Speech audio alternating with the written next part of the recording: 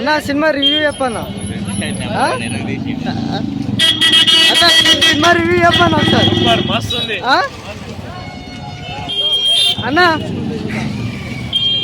cinema review చెప్పన్నా cinema review ఎట్లుంది cinema cinema ఎట్లుంది అన్న బాగుందా అన్న సినిమా ఎలా అనిపించింది చెప్పన్నా జబర్దస్త్ అంటావా